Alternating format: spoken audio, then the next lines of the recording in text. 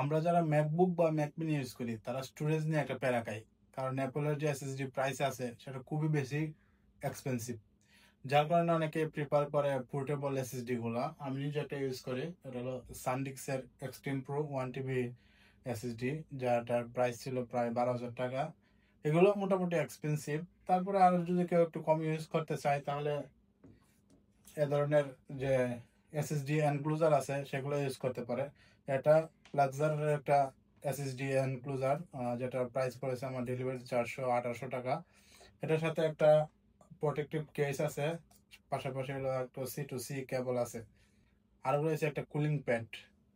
Install করা খুবই সহজ। প্রথমে আমাদের পার্টটা খুলে নিতে হবে। পার্টটা খুলে এখানে একটা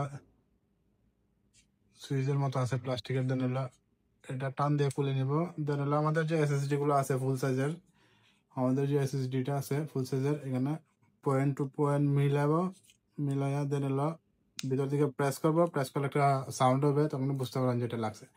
দেন হলো এখানে দিয়ে এটা আমাদের যে প্লাস্টিকের স্ক্রুর মতো ছিল এটা আবার এখানে দিয়ে দিব।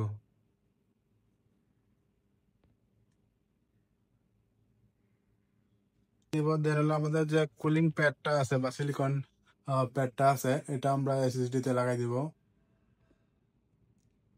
এটা লাগানোর জন্য কিন্তু দুই পাশে যে ট্যাপ গুলো আছে এগুলো তুলে নিব। দুই পাশে ট্যাপ তুলে নিব।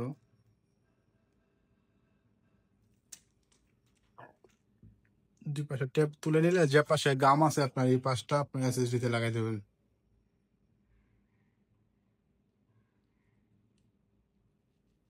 হুম, তাহলে হয়ে গেল।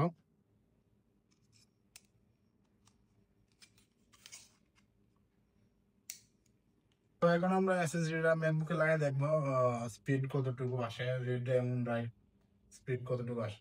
দেন হলো এটা সি যে পোর্টটা আছে, সি পোর্টে লাগাই দিব।